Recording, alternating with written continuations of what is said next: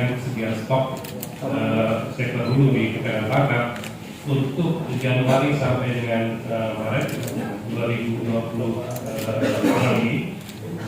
Produksi kita ada sekitar 7,3 juta ton produksi hingga Maret 2026 ini. Ini sedikit agak turun memang karena pola musim dan juga pola penangkapan yang memang sangat tergantung dengan faktor cuaca.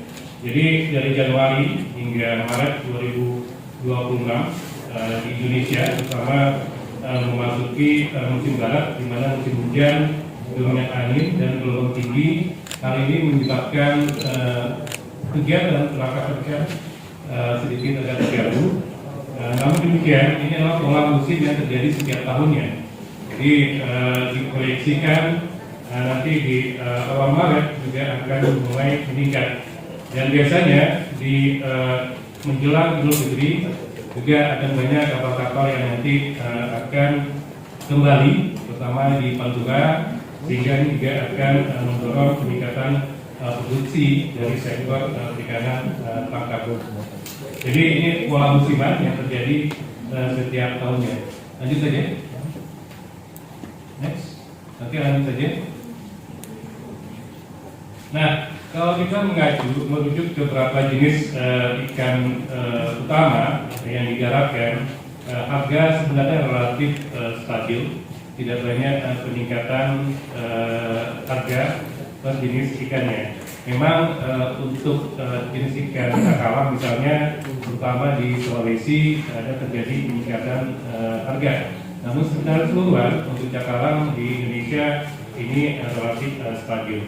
Sama juga dengan cumi hanya kenaikan ini di Gorontalo, di Jakarta dan juga di Jawa Tengah. Dan kakap sebagian sama dominan stabil, hanya kenaikan di beberapa provinsi seperti Jawa Timur, Jawa Tengah, dan juga Gorontalo dan Jakarta. Dan ekonomi penting lainnya seperti tongkol juga dominan stabil. Kenaikan hanya di beberapa daerah, terutama di Sulawesi, terutama di Sulawesi Tengah, Tenggara dan Utara. Dan sama juga dengan tuna dominan stabil, kenaikan hanya di Sulawesi Utara, yang memang dominan tuna di sana dan juga dominan dikonsumsi oleh masyarakat lokal di sana. Kalau kita lihat lanjut saja, lihat berdasarkan volume produksi per provinsi, terbesar memang ini berada di Jawa Tengah dengan produksi 40.000 ton lebih. Selanjutnya ada Jakarta, Jawa Timur, Sulawesi Utara, dan Bali. Kalau lihat harga rata-rata tertinggi, ini berada di Maluku, Papua Barat, Sulawesi Utara, Jakarta, dan Sumatera Selatan. Sementara untuk produksi terendah, ini ada di beberapa provinsi, ada di Bengkulu, Jambi, Papua Barat, Sumatera Selatan, dan Sulawesi Barat. Dan harga produksi terendah ini berada di Banten, Jambi, Kalimantan Timur, Kalimantan Tengah, dan Kepulauan Riau. Lanjut. Nah, berdasarkan gambaran keragaan volume produksi per komunitas pilihan, ini berdasarkan produksinya cumi ini dominan di Jawa Tengah. Selanjutnya Jakarta, Jawa Timur, dan Maluku. Layang ini dominan digarapkan diproduksi di Jawa Tengah juga, dan tongkol ini ada di Kalimantan Barat. Selanjutnya Jawa Barat, Jawa Timur, Jawa Tengah, dan kerapu ini dominan diproduksi di atau digarapkan di Jawa Timur. Selanjutnya selar ini juga ada di Jawa Tengah. Next. Bawal ini juga dominan ada di Jakarta, Jawa Timur, dan kakap ada juga dominan di Jawa Timur, dan baronang juga dominan di Jawa Timur. Bapak Ibu yang saya hormati, lanjut saja. Dapat disimpulkan bahwa pasokan ikan selama Ramadan dan Hari Raya nantinya di Idul Fitri 1447 hingga tersedia dalam kondisi aman dan harga ikan relatif stabil sesuai dengan permintaan pasar. Dan diinformasikan juga ini juga pola yang terjadi setiap tahunnya, akan terjadi peningkatan jumlah produksi seiring dengan kembalinya kapal-kapal penangkapan ikan yang menangkap di banyak tempat di wilayah Indonesia, terutama yang ada di Pantura, kembali ke pelabuhan pangkalannya untuk merayakan Idul Fitri. Ini juga menunjang peningkatan produksi. Dan kami Direktorat Jenderal Perikanan Tangkap tentunya terus memberikan pelayanan maksimal. Jadi petugas Sabanda, petugas data ini juga harus standby di lapangan, termasuk juga di Idul Fitri. Karena memang terutama di utara Jawa ini kapal-kapal yang menangkap ini rata-rata kembali, dan tentunya tugas kami juga harus standby di sana. Dan tentunya kami juga melalui Pusat Informasi Pelabuhan Perikanan juga melakukan pemantauan intensif terkait dengan pendataan yang ada di pelabuhan perikanan sehingga stok ini dapat terjaga dan tersedia untuk masyarakat.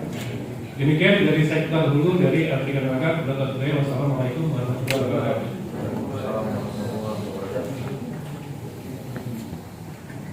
Baik, terima kasih kepada Bapak Adi Chandra telah memberikan paparan dari sektor perikanan tangkap. Selanjutnya, sebelumnya kami memberikan informasi untuk sesi tanya jawab nanti akan dilakukan setelah satu paparan selesai. Jadi kita selesaikan dulu paparan dari para narasumber siang hari ini. Selanjutnya mari kita dengarkan paparan proyeksi dari perikanan budidaya selama Ramadan kepada Bapak Nabi Harun kami. Baik, terima kasih. Assalamualaikum warahmatullahi wabarakatuh. Selamat pagi, salam sejahtera buat kita semua. Salam Om Swastiastu, Namo Buddhaya, dan salam kebajikan. Yang kami banggakan teman-teman media, ya, ini kali sekian kita bertemu di tempat yang baik ini. Ada kawan-kawan juga, ada Buis, Kepala Badan, kemudian yang mewakili Dirjen Tangkap, Pengawasan, dan beliau adalah PLT PDS. Saya langsung saja, sebagaimana tema atau judul pada konferensi pers saat ini, kita diminta sebetulnya gimana sih, siap apa enggak KKP. Ya, KKP ini banyak. Tadi Tangkap sudah menjelaskan Mas Adi. Kemudian saya masih di hulunya, tetapi di sektor budidayanya. Budidaya ini menjadi sangat penting. Kenapa? Karena penangkapan ini bisa dikendalikan, sebagaimana Pak Dirjen Tangkap selalu sampaikan. Sementara budidaya kita coba push supaya bisa terus menopang kebutuhan protein dengan semakin meningkatnya populasi. Teman-teman, next slide. Saya langsung saja ke data yang kami miliki. Kalau kita lihat ketersediaan hasil budidaya di tahun 2025 ini, kami KKP khususnya Dirjen Perikanan Budidaya sangat optimis. Ya, kami bisa pastikan bahwa kebutuhan atau pasok ikan hasil budidaya dari sektor perikanan budidaya ini selama bulan puasa sampai nanti Lebaran, insya Allah bisa terpenuhi dengan baik.